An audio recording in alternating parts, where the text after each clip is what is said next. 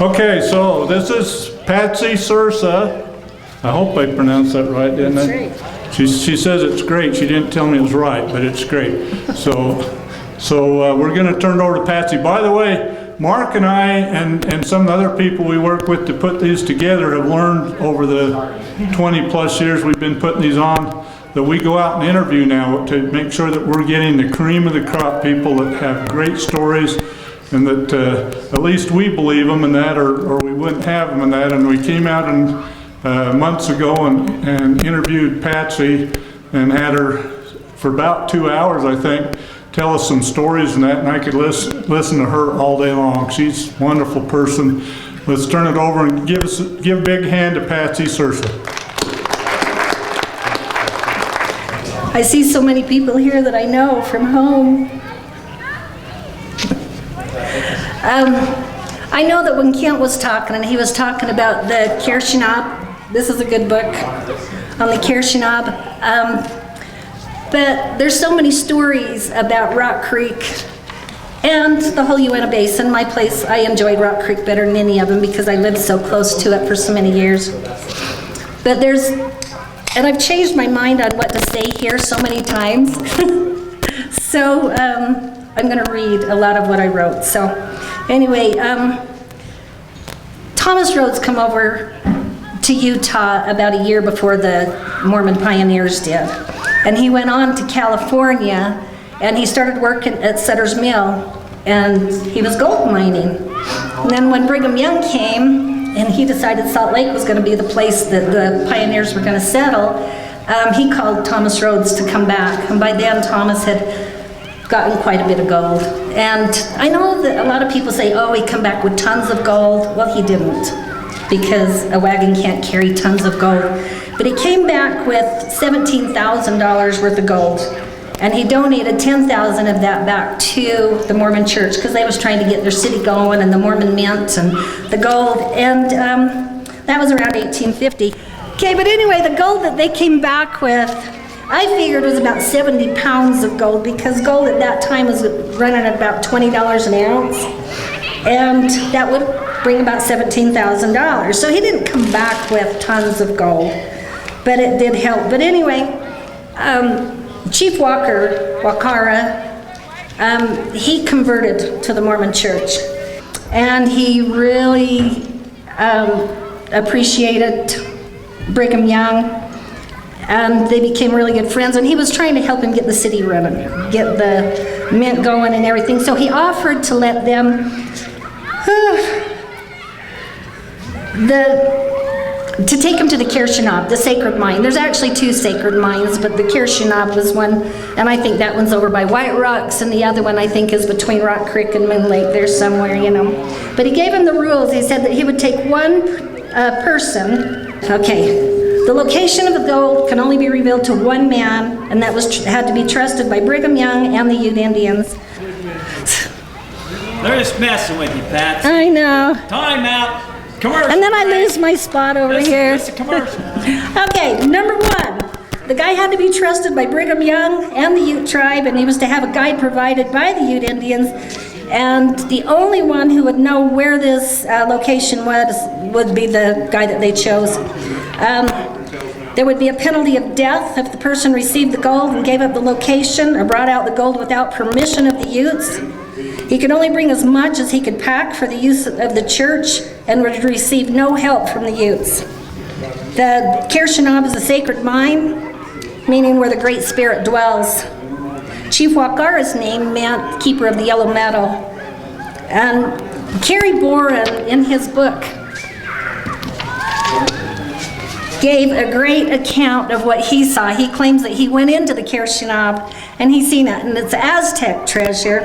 And if this is one of the true stories, it's quite amazing. It says the fabulous lode of the Uinta Mountains, which makes it indisputably the richest source of gold in the world, Caleb Rhodes claimed there was enough gold in the sacred mine alone to pave the streets of New York City, with enough left over to pay off the national debt. Apparently it derives from these chambers of lava tubes having been filled wall to wall with molten gold. This then was the old ones, the Aztecs of the predecessors, the mines in the caverns. As they mined out each room, they left the walls plated with molten gold, and in its soft, precious surface carved their strange hieroglyphics and made it a sacred temple. This is his account of going into it. There you go again.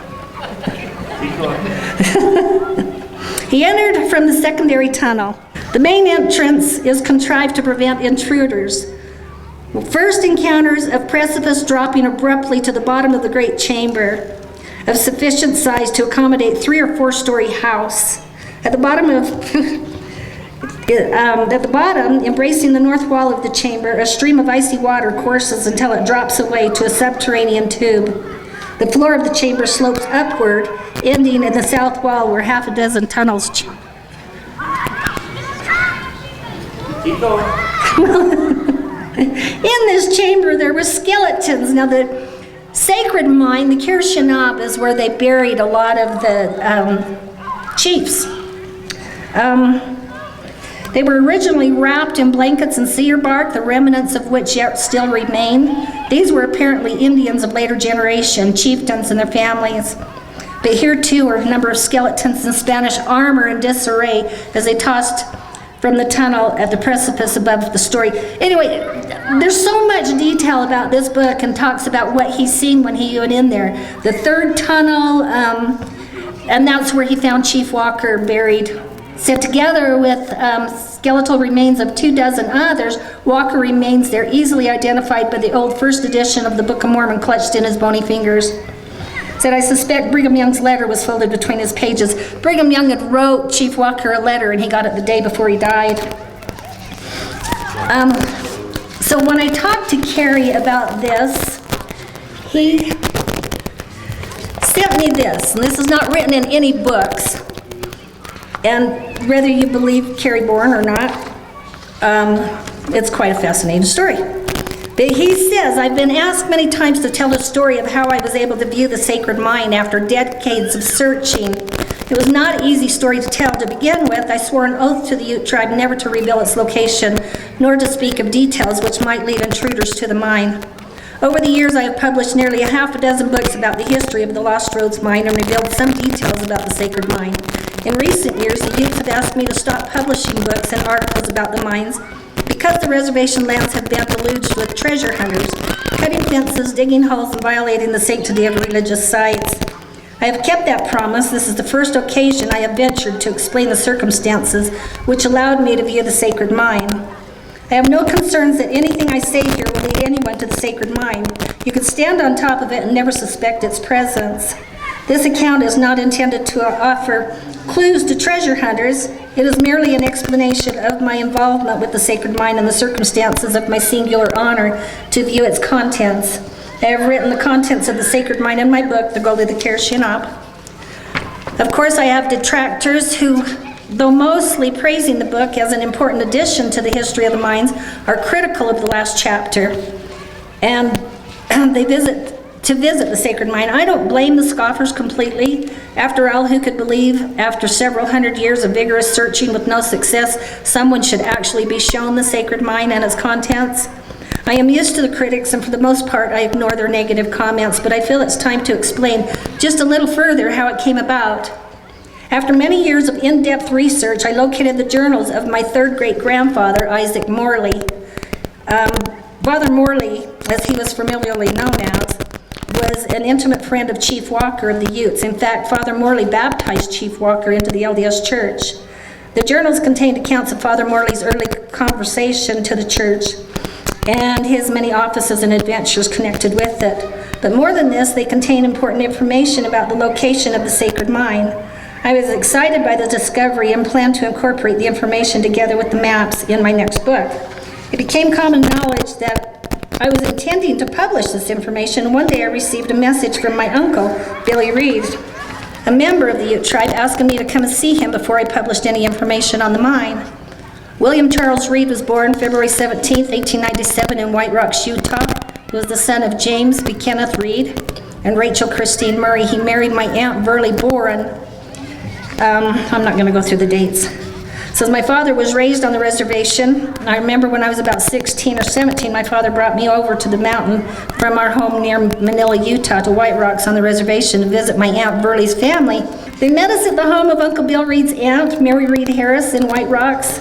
That was my first introduction to Mary Reed Harris. At one point during our visit, she took me by the hand, beckoned me to follow her outside, where she wanted to show me something. She pointed up at the Utah Uinta Mountains north of her home and said, "Look high up there. That is where the sacred mine is. You can see it from my home."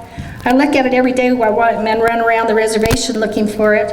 She sort of cackled a little at that thought. It was my first hint about the sacred mine, and it nurtured me a lifelong quest to find it and know its history.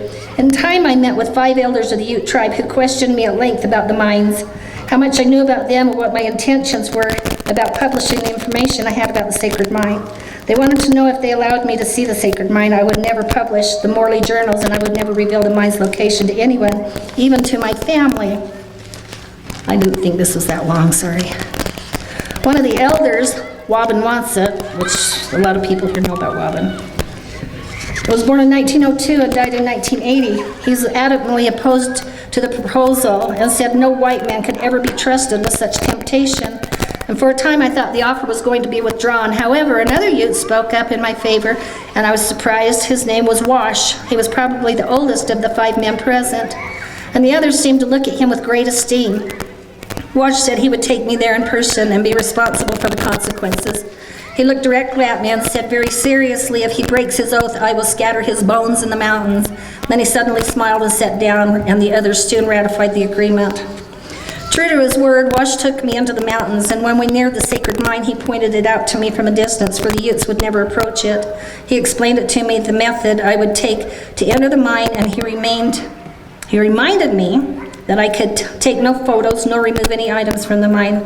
To do so would have meant that I would never return alive. There is not much to say that I have not already published in the Gold of the Kirshanob, except to say that after that unforgettable trip to the mine, I would never be the same. I had seen things that were more valuable to me than all the gold in the mine. And afterwards, Wash and I became fast friends. He took me to another place relating to early Ute history and told me stories of the Ute people and their relations with the Spaniards and the whites who invaded their country, altered the course of their history. He told me stories I can never repeat. My final message in connection to the sacred mine is this: leave it where it lies. It does not belong to you. It belongs to the Ute people as their cherished heritage. Respect their wishes and keep off the Ute lands.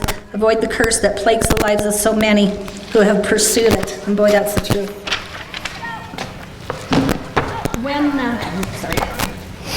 When about 1992, a friend of mine, Bill Blaser, a lot of you guys here from the basin probably know who he is. He was my best prospect and partner in the world. He passed away in 2002 when he was 86, and the year he passed away, he was still up here hiking in these mountains. And you didn't wait on him. He would go anywhere. But he called me that day, and he says that there was him and a few of his friends that had gotten together, and they was up at Yellow Pine Campground and wanted me to come up and share stories and pictures. And I told him that I would go. I'm good, seriously. There's no wind up here, but thank you. So I went up there, and it was such a great day. We sat there for hours and hours and just told stories, and those guys were just, you get talking to the old timers, and that's where you get your information from. So we got talking about Miners Gulch and the area up there, and Bill told me, he said, when I was about 14, he said, I used to log up in that area, and he said that they always said that there was a smelter up there, but he said, I'd never seen the smelter. And I said, well, I know where it's at because you can practically drive to it. So he said, well, take us. So we all jumped in our trucks, and I had a small S10 pickup, wouldn't fit but 2 people. And one of the guys that was his friend that came with him was from Vancouver, Washington, and a lot of people around here would probably know him. His name was Don Rust. You know Don Rust? No? But Don, he grew up here at Sid Rust. You guys know Sid Rust from Mountain Home? Yeah, so it was his brother. So Don was from Vancouver, Washington, and he asked if he could ride with me over there. And I told him, sure. So we get in, and we go to take off, and he put his hand over on mine, and he just started crying. And he said, I'm dying. And he says, I have cancer, and all the money in the world's not going to save my life. He said, I've known this story since I was 14, and he was 76 at the time. He said, he said when he was young, and I'm going to really try not to say location and name names, but he was shown a place by a tribal member that he said he went into that had 600 ton of gold. Don seen this. And he said the bars in there were dated, I think he said 1667. I should have looked at my notes on that, but I think it was 1667. And he said, so all this money's not going to help me, but he said, if you could help me make a deal with the tribe to where if I give them this information and the location, could they please go in? If they got it, could my family get 10% of it? So I did talk to the tribe, and they did agree, and the council got together and they agreed and done a contract and everything to where Don's family could get this 10%. And in the meantime, Don was sending me information through fax machines. It was before emails, it was before text and cell phones and all that, but we had fax machines. But everything would come through in black and white. So he says, okay, go to this area and take a picture, send me an 8x10, and I will mark this and this for you. So I did, and of course the picture goes back to him in black and white, and it comes back to me in black and white, and it's really hard to figure out what he marked on there. But he told us, okay, here you're going to find this, and here you're going to find this, and when you get up there. So anyway, we did. We found everything he said. We know that the whole mine was concealed. We knew it was there. And it took us about 3 days to find it. And when we found it, they said, somebody's watching us. We can't go any further. And somebody had been following us, and somebody had been watching us. So anyway, no, it never was recovered. And I know that because it's in a place where you can just drive by and see if it's been messed with, and I know it hasn't been messed with. But that's been quite a while ago, and Don never had his dream of receiving the treasure. But I have other stories. One of the biggest things about the Mason and what they talk about is Treasure Hill. Everybody talks about Treasure Hill and the treasure being on Treasure Hill. No, I'm going to go back to another one really quick first, okay? So, years ago, I'm not going to mention his name either. He's not with us anymore, but I still should get permission from his family before I talk about him. He told me that him and his dad was taken to a place in a canyon. He said he was really young at the time. He was like 10 years old. And he says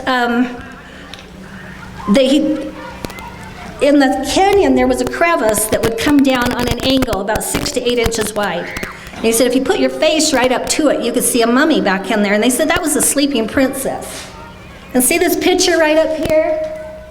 Okay, that's why I wanted to start with this story. So we went in there. We spent an awful lot of time checking these canyons. Of course, we never found no crevice, so we never found no sleeping princess. But up on a ledge, it came down about maybe 15 foot, and then there was a ledge that you could stand on, and then it went down again another 15 or so feet. But on that ledge was a rock similar to this. This is not the one. We pried the rock off, and there was a big hole in there. So we're thinking, okay, well, if the sleeping princess is in a canyon in one of these crevices, then they had to get her in there somehow. They didn't just squeeze her through the crevice, So we started digging it out, and it filled in with sand probably about 2/3 the way up. And we started pulling sand out and pulling it out and pulling it out, and we dug back in there a long ways, and then it got to where it was just too far. So we went home and got an old red wagon of the kids's and tied a rope to each end, and one would crawl into the hole, fill up, the other one would pull it out and dump the sand. And we done that. We got back in, I'd guess close to 30 feet. And this tunnel just kept going. So the tunnel had been dug. And then it started shifting down. And then it snowed on us, and we had to get out. We couldn't go back till the next year, and in the meantime, I divorced, and I never went back. So anyway, I've never been back to the spot. But people around here know about the Sleeping Princess, the mountain range, and everything. And here's the tribe's version of the Sleeping Princess. And they say she was a real person. It says The road was rough as we traveled through Red Rock Mountains. At the top of Red Rock, we turned off the main road into even rougher road that led to the Sleeping Lady. As we approached the foot of the mountain, BC, I will use his initials for confidential reasons, told us of the mountain. The year was early 1800s, and I believe around 1850 or so he began. There was a young Indian squaw who was one of the most beautiful ever seen by any man in the Ute tribe, he said. Most men took advantage of this young lady. BC paused for a moment and then continued. My ancestors, whether he was my great or great-great-grandpa, I'm not sure, fell deeply in love with this young girl. Sorry I haven't the names for these people. Then he continued, my ancestor's life was based on this girl. BC seemed to be kind of choked up, and then he continued. He walked into her wickiup to propose to her and found his beloved being raped by his own chief.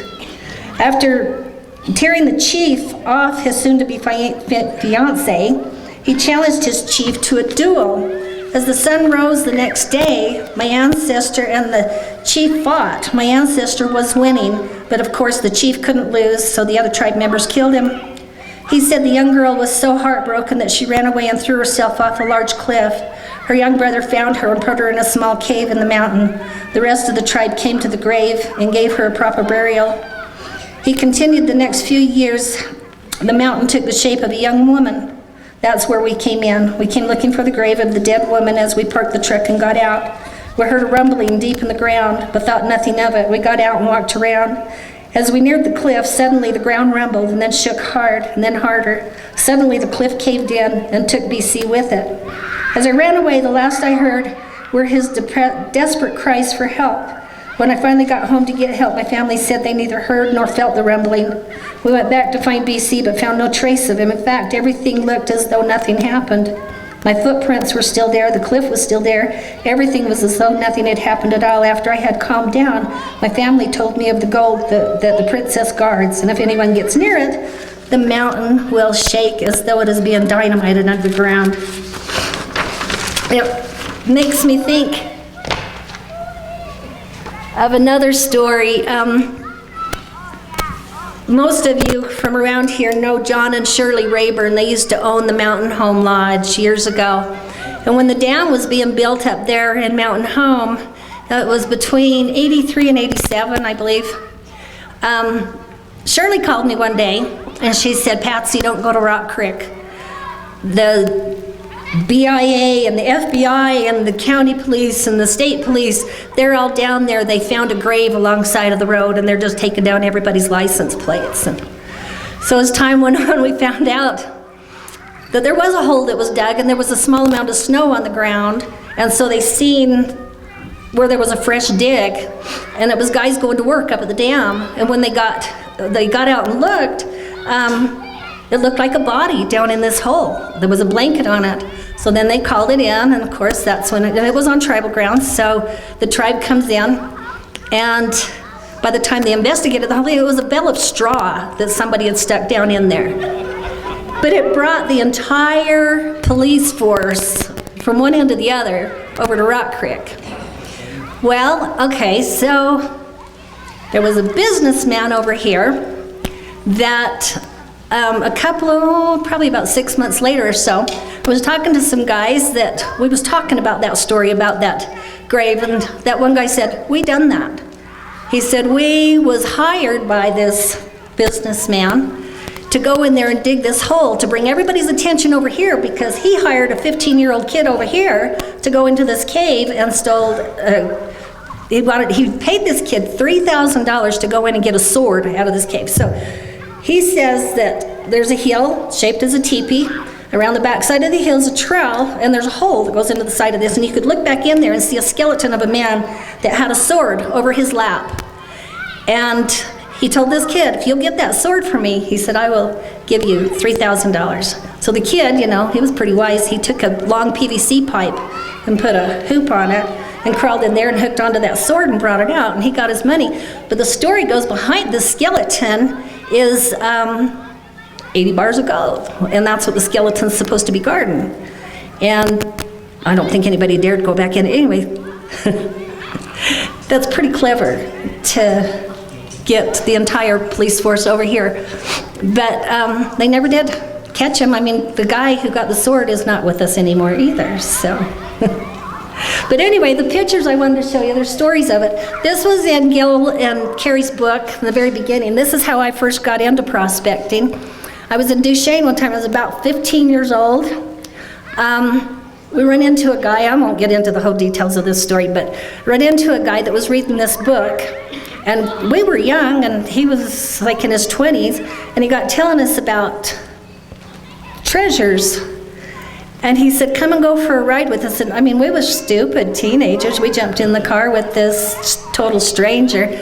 But that's all he wanted to do, was go up and show us this. But anyway, it caught my interest. And that's the first picture he showed us. Can you go to the next one? Okay. So these pictures here, all right, they get talking about all the tunnels in the ground and everything. And I believe that's what this is. If you can see the symbols in it, the head of every one of these is a dot. And I think it's showing openings. The shapes of everything, and every one of them's got a different dot on them. But the thing of it is, let's see, the next one, I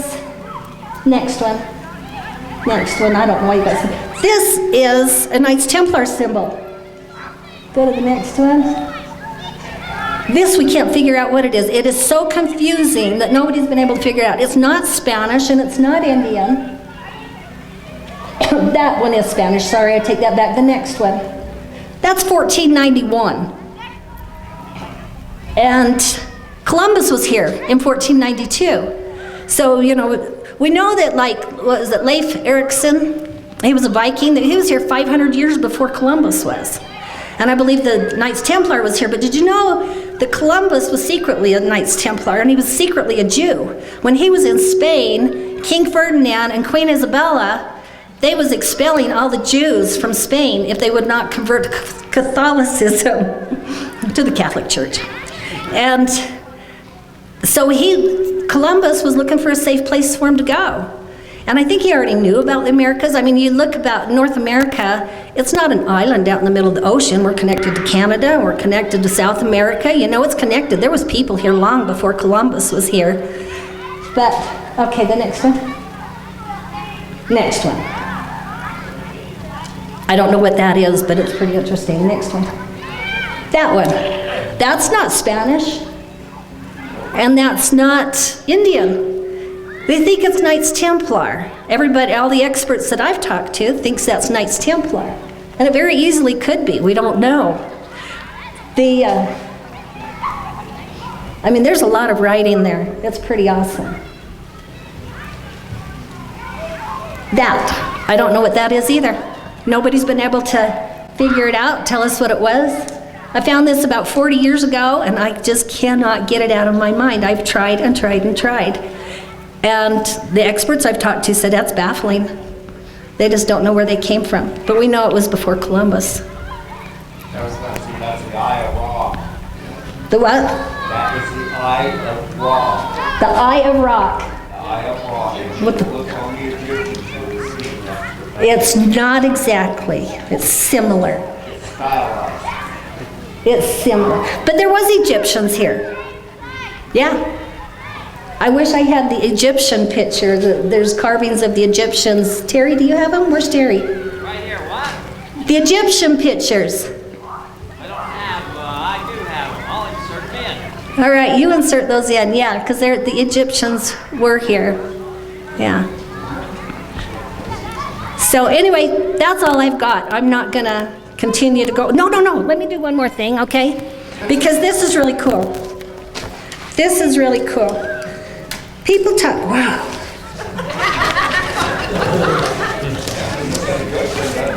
People talk about Treasure Hill constantly. Everybody wants to go to Treasure Hill and find the treasure. That treasure's not on Treasure Hill. So George Thompson, which is one of my favorite authors, I really, really like this guy. He found a waybill. Okay, so he found a waybill.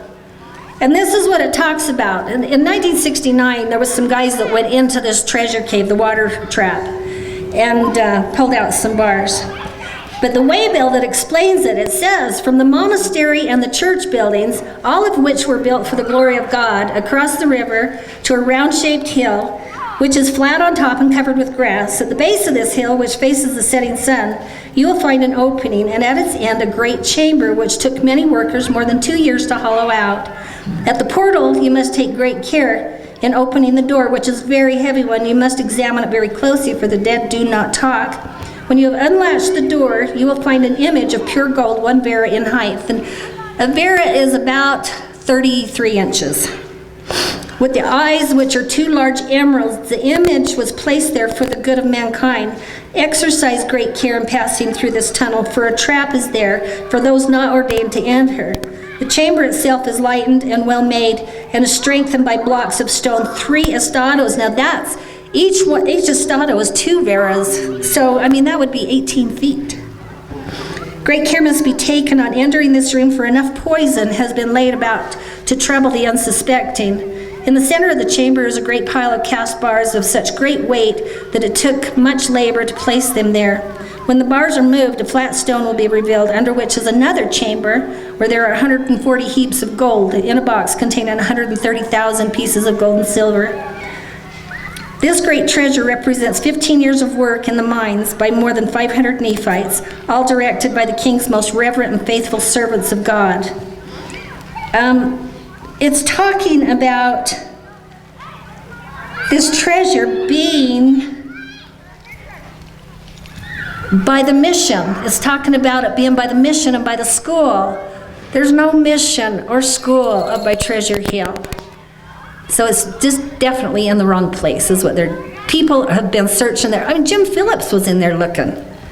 And he was the one that offered everybody 90% of his 10% that he got, but that's another story. But it's awful. But anyway, that's all I've got. And I'm supposed to ask for questions.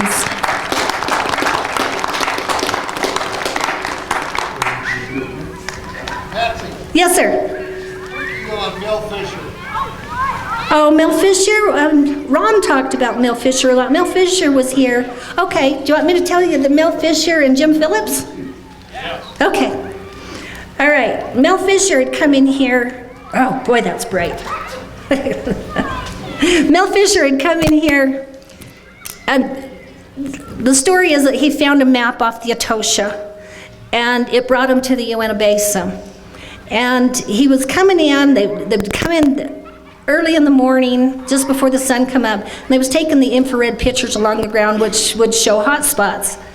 He came in and he went to the tribe, and he told them, he said, I found these places in there. He brought in gold, laid it before the council, bars, chains. He said, I've got the technology to find this, if you will give me. But Mel Fisher got a little greedy, and he told him that he wanted an 80-20 split, 80 for him and 20 for the tribe, and they just laughed him out of there. They just didn't even want to hear about that. But before they come in to do that, they had all met at a hotel in Salt Lake. Now, Mel told me this. Mel Fisher told me this. He had gone in, and they was showing slides in the hotel room, people that they had invited to come and see the information that they found. And there's a slide that you can put in it, like a number 7 yellow something on those slides, and it would show a flash on the hot spots, like where the gold's buried. And so they had this information, and they had photos of it. And when the meeting got over with, they went out in the parking lot and was getting ready to leave. Jim Phillips asked if he could go back in and use the restroom. And he went in there, and it wasn't until much later, because all the stuff had been put away, that they realized all their information was missing. And the next thing you know, Jim Phillips is out here. He's making a deal with the tribe. And he's saying he knows where this stuff is. And the tribe gave him a 90-day pass to come in, and they gave him a 40-man task force. He was guarded, he was protected, and they just let him do what he wanted to try to find. He never found anything. I mean, later on, he went back and said, tribe speaks with forked tongue, and he claims that he found this big treasure, but he didn't. I got to go up there with him. I was there at least 2/3 of the time with him. And so, yeah, nothing was found. So, is that enough? Did you want more? So anyway, that's what I got. I'll keep it short. Thanks.